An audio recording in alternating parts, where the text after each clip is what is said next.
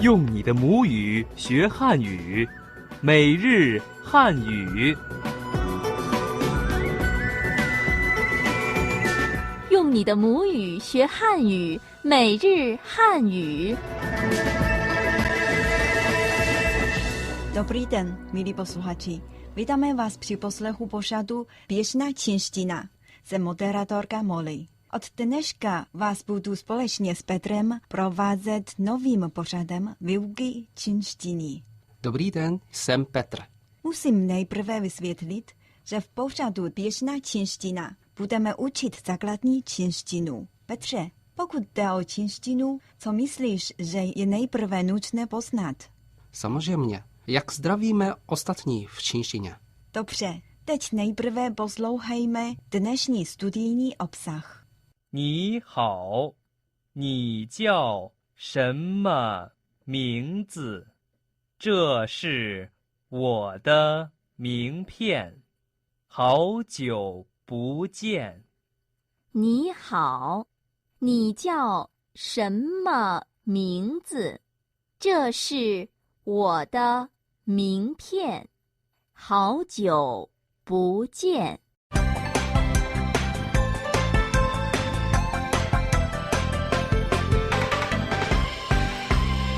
Dobře, je to hlavní obsah našeho dnešního studia.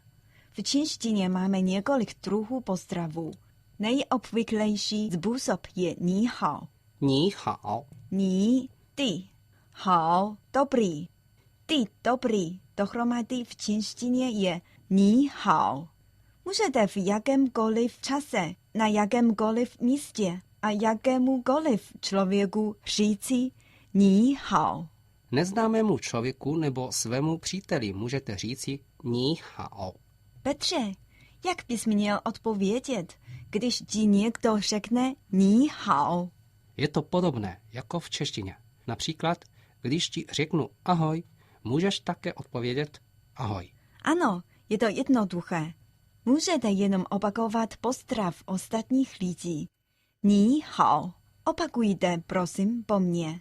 Ní hao. Dobře, ní hao. Ni hao. Dobře, právě jsme se naučili první zdvořilostní frázi. Teď začneme s dialogem. 你好，你好，您好，您好。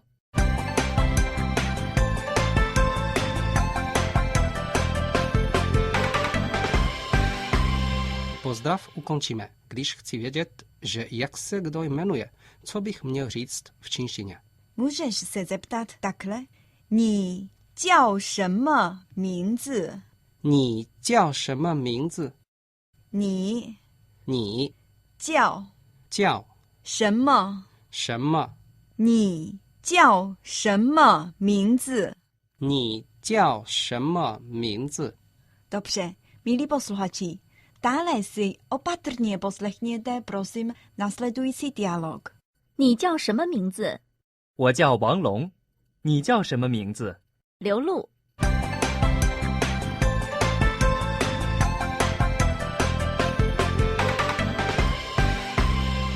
Milí posluchači, rozeznali jste rozdíly v těchto větách? Petře, mohl bys posluchačům vysvětlit tyto rozdíly? Ano, ovšem. Rozdíly jsou ve odpovědích. Jestli se někdo zeptá, jak se jmenujete, tak můžete odpovědět 我叫 plus vaše jméno. Nebo přímo řekněte své jméno. Ano, je to tak. Odpověď je velmi jednoduchá. Teď předvedeme tento dialog. Ní jiao shenme mingzi?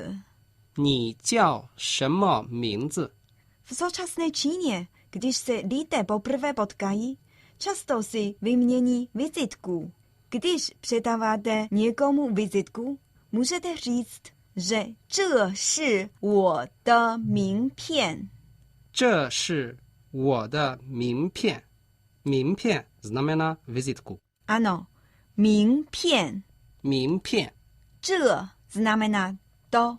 这是是 moje, 我的.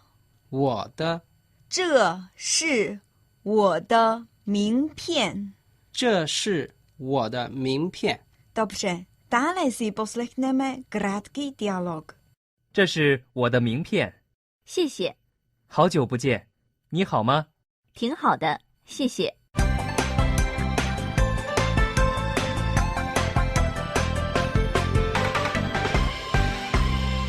Přejdeme k další větě. Představte si, že jste dlouho neviděli svého přítele. Co řeknete v češtině? Jednoduché. Řeknu, dlouho jsme se neviděli. Ano, v čínštině říkáme 好久不见. 好久不见. Dále vám vysvětlím význam znaku jednoho po druhém. 好久好久不不见. 见. Dlouho jsme se neviděli. 好久不见. 好久不见. Teď ještě jednou poslouchejte třetí dialog. 这是我的名片，谢谢，好久不见，你好吗？挺好的，谢谢。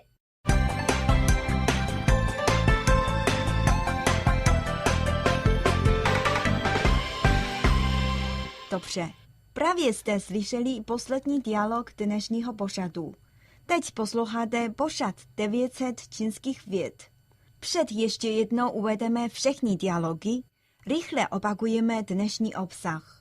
Nejprve jsme se naučili Ni hao. 你好, Jak se jmenuješ? Ni jiao shenme mingzi? 你叫什么名字? Naučili jsme se, že když si vyměňujeme vizitky s ostatními lidmi, řekněte 这是我的名片.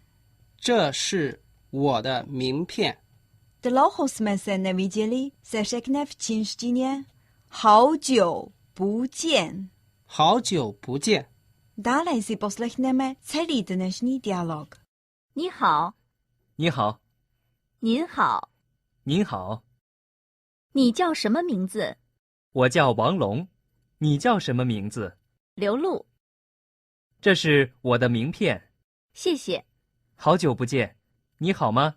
挺好的，谢谢。